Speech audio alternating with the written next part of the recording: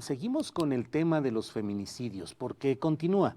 Las redes sociales están llenas de reportes acerca de agresiones, de insultos, de amenazas, de reportes en todo el país, en dimensiones pues que parecen increíbles por el salvajismo, la manera atroz como se realiza esta conducta contra mujeres en todo el país. Y desde luego en la Ciudad de México hemos tenido pues marchas, manifestaciones. Se viene ya tanto la marcha del 8 de marzo como la propuesta del paro nacional el 9 de marzo. Por eso tengo mucho gusto de que esté con nosotros Nacheli Ramírez. Ella es presidenta de la Comisión de Derechos Humanos de la Ciudad de México. Nacheli, buenas tardes. Buenas tardes, Juan, un placer estar contigo. Al contrario, Nacheli, ¿qué está pasando en cuestión de feminicidios en México? Mira, yo creo que en la Ciudad de México y como tú dices, no nada más aquí en el país, creo que hay combinación, está creciendo. Tenemos lo que yo denomino como la herencia social de 20 años, por lo menos de violencia comunitaria, pues que luego no lo queremos ver, pero normaliza, ¿no? Normaliza las violencias en todas sus vertientes y en este caso combinado con la desigualdad, el sentido patriarcal de nuestras sociedades, los derivados también de políticas que lo que hacen es excluir cada vez más a las personas, pues genera más este tipo, es un caldo de cultivo multifactorial para lo que estamos viendo. ¿Ha aumentado esa violencia contra las mujeres o solo la exposición mediática? Ha aumentado la exposición mediática. Yo creo que es justo como combinar las dos cosas, ¿no? Uno que ha aumentado, pero también que parte de lo que vemos también tiene que ver mucho con la exposición, la visibilidad, ¿no? Al decir esta discusión si feminicidios, no estamos hablando de una categoría muy reciente que además se deriva de una sentencia de la Corte Interamericana, que es el campo algodonero, que apenas acaba de cumplir 10 años en noviembre. Entonces, estamos hablando de lógicas, digamos, de antes era un homicidio cualquiera, ¿no? Y ahora tienes esta categoría que lo que te hace es elevar, digamos, el nivel de visibilidad. Entonces, creo que está combinado en las dos. Y algo que tú decías muy claramente, y es por qué causa tanto estupor, porque los feminicidios están para muchos catalogados como crímenes de odio, ¿no? Y porque además el sentido en que se dan sí tienen pueden combinar esas categorías y es el nivel, digamos, generalmente de crudeza, de crueldad, con que son asesinadas las mujeres cuando son asesinadas por ser mujeres. A juicio de la presidenta de esta Comisión de Derechos Humanos de la Ciudad de México, que es una comisión que debe proteger a los ciudadanos frente a los abusos, omisiones del poder público, ante la visión de la presidenta de esta Comisión de Derechos Humanos, ¿cuál ha sido la conducta y el comportamiento del actual gobierno de la Ciudad de México? Mira, del actual gobierno es básicamente hacerse cargo de algo que tiene que hacerse cargo porque estamos ante lo que yo no veo que sí es una emergencia que hay que tomar, y digo, lo que estamos viendo en las manifestaciones, la huelga y todo, tiene que ver con eso, pero que también se enfrenta a algo que no puedes cambiar de un día a otro, ¿no? O sea, nosotros sumamos a todas las violencias que hay hacia la mujer la violencia institucional, y tiene que ver con que hay poca procuración de justicia, hay poco tratamiento con enfoque y perspectiva de derechos, y entonces hay mucha impunidad también ante eso, ¿no?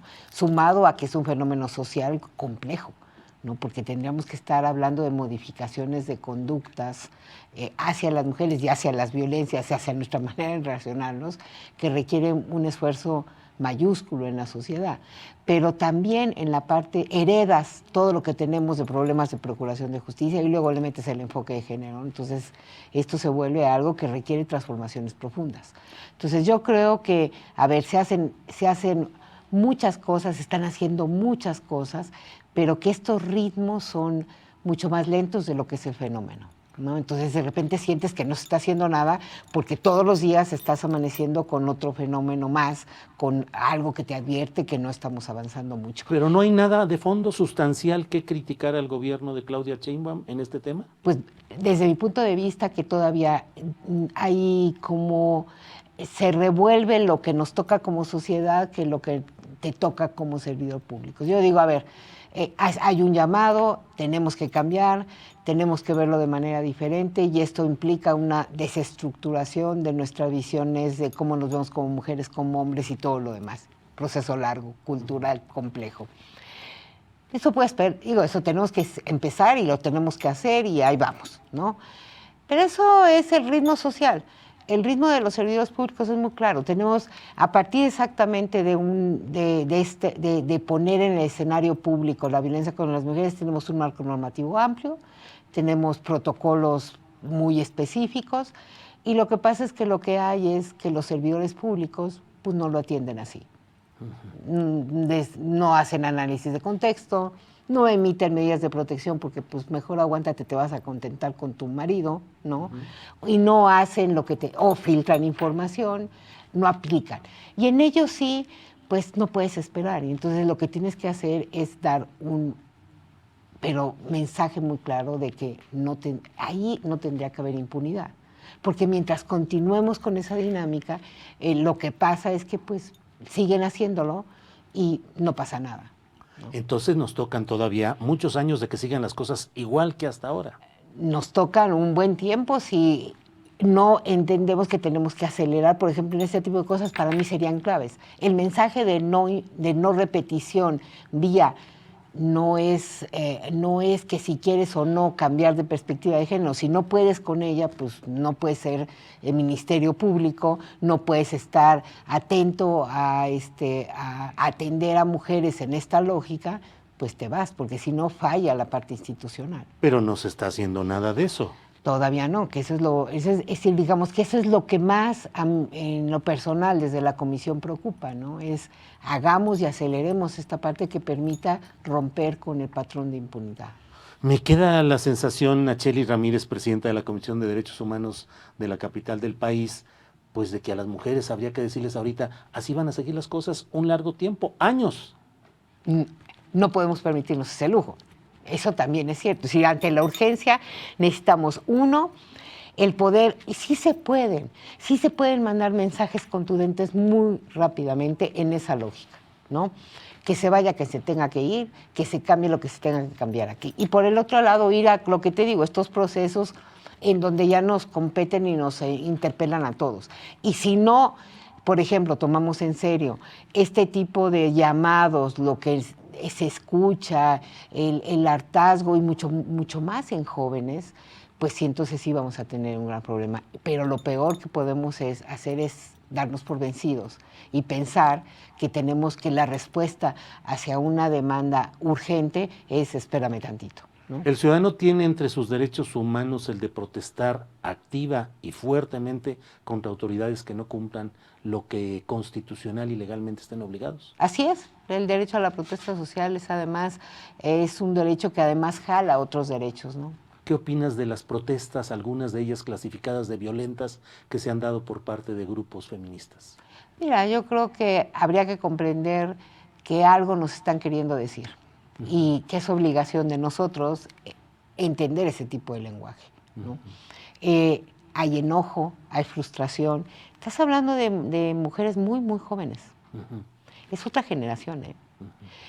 Estas mujeres, a diferencia de otras como de la mía, ya no están dispuestas exactamente a lo que tú dices. Espérenme tantito, lo voy a hacer, ¿no? Y su manera de expresarlo es esa. Pero también hay una lógica en donde tú tienes que tener como Estado y como mundo adulto en general la capacidad de aprender a escuchar, de ver espacios para que puedan sentarse y para que puedan expresarlo de otra manera. Es muy complejo, porque no nada más es la agenda feminista, no es nada más la agenda de mujeres. Para mí el contexto es amplio en términos de las juventudes en general. ¿Cómo te explicas Chile? ¿Cómo te explicas Colombia? ¿No?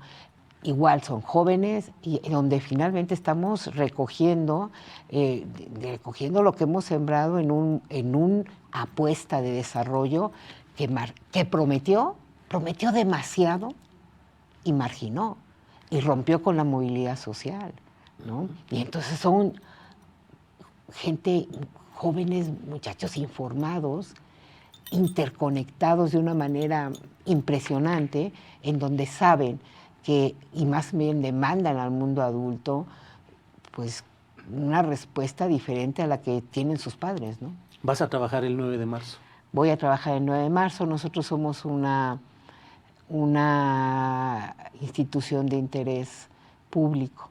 Tenemos mujeres que son violentadas y que van a la comisión y quieren ser atendidas por mujeres. Entonces, las compañeras de la comisión, yo no necesito darles permiso, naturalmente cada quien ejercerá si quieren hacer el paro, no tenemos ningún problema, ya merito lo íbamos a tener, pero en lo personal yo voy a trabajar y tendremos algunas guardias de mujeres para atender a mujeres. Ajá. Pero tu postura es de apoyo al paro nacional del 9 de marzo. Mi postura es de apoyo. Uh-huh. ¿Están entendiendo las mujeres en general este momento crucial que están viviendo o puede ser solo una protesta pasajera? Yo creo que está mediado. A ver, el paro tiene un valor simbólico importante, ¿no? Estás hablando de cómo sumas a gente que nunca se suma ni a protestas sociales, a una mecánica especial de una protesta. No es tampoco, y tampoco tenemos desde mi punto de vista pensar que el paro nos está reflejando una conciencia de género de dimensiones mayúsculas. Creo que nos está dimensionando el problema y es importante que se visibilice, ¿no? Por eso la suma, por eso es importante hacerlo, pero que finalmente son convocatorias de entrada que tocan a ciertos sectores nada más, ¿no?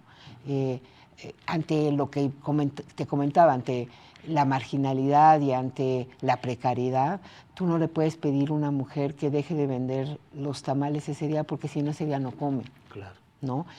Entonces, pero bueno, que observe y que lo veamos es importante también como sociedad y que crezcamos a eso. Lo otro es que también tenemos que comprender que junto al llamado hay otros llamados.